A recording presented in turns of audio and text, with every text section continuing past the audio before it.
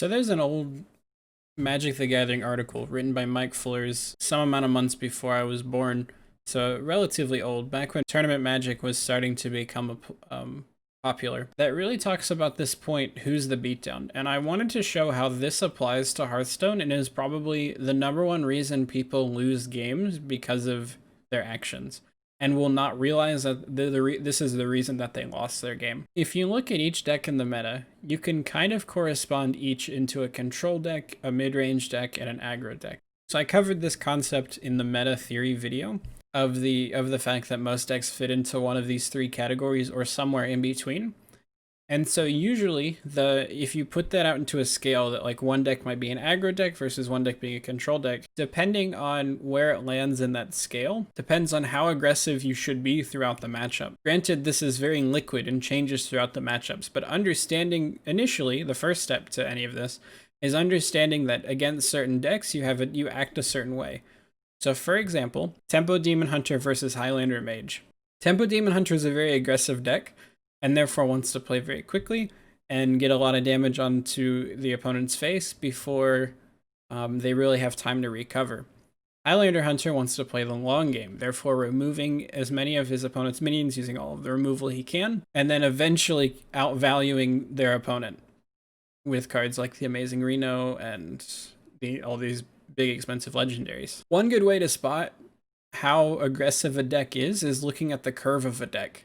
So Tempo Demon Hunter has a lot of 1-drops and a lot of 2-drops, and then slowly goes off with 3, 4, and 5 and 6 drops.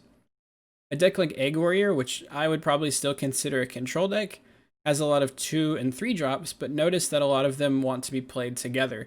You don't want to just throw an Armorsmith onto an empty board. You want to combo Risky Skipper plus Armorsmith plus another minion to trigger Armorsmith. So this is why I would consider Egg Warrior a control deck. Now, one exception to the rule is a ramp deck, which plays very similar to an aggro deck, except they're going to have a lot larger threats at the end, because what they want to do is play these large threats as fast as possible before their opponent can deal with it, so it classifies as an aggro deck. So when we look at the matchup here between Highlander Mage and Tempo Demon Hunter is clearly the aggro deck, where Highlander Mage has a lot of really large drops and wants to outvalue their opponent in the endgame. So throughout most of the game, Tempo Demon Hunter will want to be hitting face as fast as they can and letting Highlander Mage deal with the minions they have on board. So in those kinds of matchups, it's obvious, and most players can understand that they need to be more aggressive because they are the more aggressive deck versus the more passive deck. The article What the Beatdown kind of talks about this is that in some cases, though, even though you might be the aggressive deck, you may have to switch roles into being the more controlling deck. The example from the article talks about 2 decks that are not existent anymore because they were in a meta from a long time ago, but essentially they were both aggressive decks. And so when both aggressive decks played against each other, they needed to sit down and understand that one of their decks needed to become the control deck. This can be seen in a matchup like Tempo Demon Hunter versus like Pirate Warrior or any Face Hunter. Tempo Demon Hunter has to become the control deck. They have a lot more removal and they can hit things with their face, and therefore will end up controlling and outvaluing their opponents. In a specific game that he watched, somebody held on to their removal and won it because they wanted to play a more aggressive line rather than use the Sword to Plowshares, which is a removal spell. So this is important if you look into Hearthstone, are you spending your mana per turn on developing your board state or removing your opponent's minions? If you're playing in a control matchup, you probably shouldn't use removal to remove your opponent's minions in most cases. An exception might be with Tempo Demon Hunter if you think they're going to trade into your most valuable minion, but then you have to ask yourself, is it better just for me to develop more onto my board state and hit face and force them to trade and then hit face with whatever minion you developed? That's kind of what we talk about when we mean who's the beatdown, is understanding that in every situation, it's probably better when you're playing an aggressive deck versus someone who had a slow start, or you have the aggressive role where you are the beatdown at that moment. You probably need to be hitting face as much as you can. The question when you're playing the beatdown, and this isn't necessarily that you're playing an aggro deck, but maybe you just have the aggressive position. The question is, why should you trade if your opponent's going to trade and you need to hit face anyways? What hitting face does is force your opponent to trade because they'll die if they don't. It's not always that extreme, but often a lot of early damage adds up in the late game when you have a much larger board. So then the question, of course, becomes, who is the beatdown? How do you know if you are the aggressive deck in this situation, especially when it comes to mirror matchups? Well, conveniently, this article has 3 questions. In similar deck versus similar deck matchups. So this isn't always specifically in mirror matchups.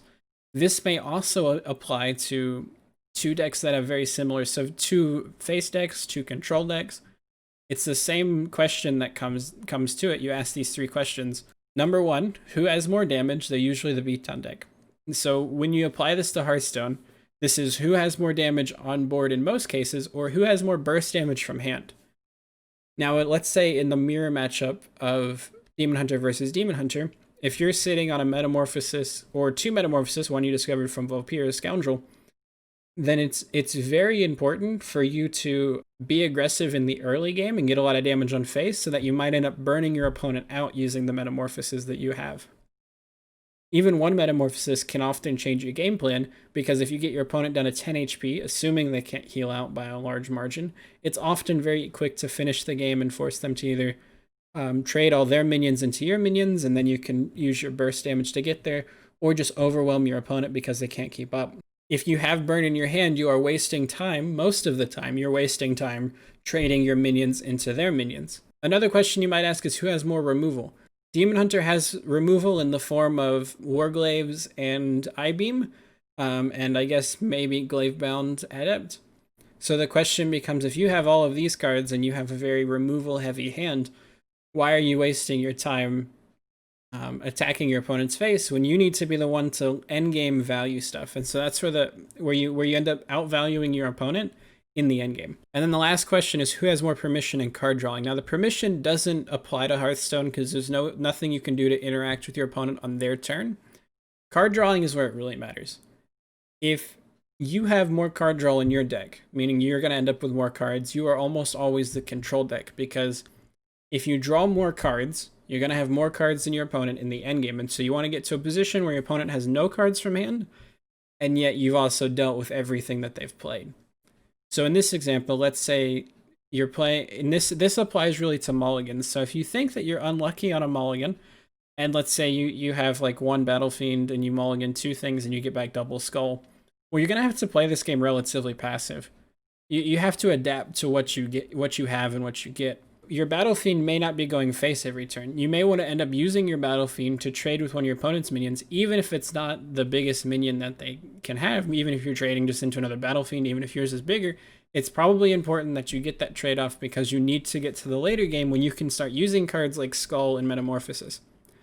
Now, this is a strategy that's used by every single professional card game player, and it's very important to understand if you really want to have that next level of playing. So playing more competitively or getting to Legend. So this is one of the most vital steps you can take to improving into a card game. And if you haven't heard this, what I'm going to do is I'm going to link the article down in the description so that you can read it for yourself, because I think it's very important to read the entirety of the article and really understand what the author is trying to say, so that you can really wrap your head around it. And even though this is in Magic terms, you can hover over the cards and read them. It's pretty straightforward how this applies to Hearthstone. Usually. If you have any questions, feel free to leave in the comments or email me. I'm going to leave my email in the description. And I think that sums it up, besides this last little point that he brings out at the end. I think that this is the most common reason that players will lose a game in Hearthstone, is misassignment of role, especially newer players. They won't understand what their role is. And especially when it comes to playing a control deck, when you get to the late game in a control deck, you become the beatdown. And if you sit there and slowly remove all your opponent's minions, what you're going to eventually do is give them enough time to draw the out they need, to draw their Pyroblast, to draw their second Fireball. So I think this is super important, that if you want to become good, this is one of the first things you need to sit down and understand. I think that's about it for me. I hope you enjoyed it. I hope this was enlightening. I hope that if you hadn't heard this before, I just want to reach as many people who haven't read this article before, to really sit down and understand what it's trying to say. And I hope I did a good job of explaining it. I'm not 100% certain that I did. So if you have any questions, again, feel free to comment. I may have to make another video to fully explain myself, or just read the article. I think that's really what it comes down to. Now, if you want to see this in action, I play on Twitch. I stream on Twitch Monday, Thursday, Friday, 9 p.m. Central Time. So if you want to check me out there, the link will also be in the description. And I think that's it for me. So thank you for watching if you stuck around so far, and I'll see you in the next video.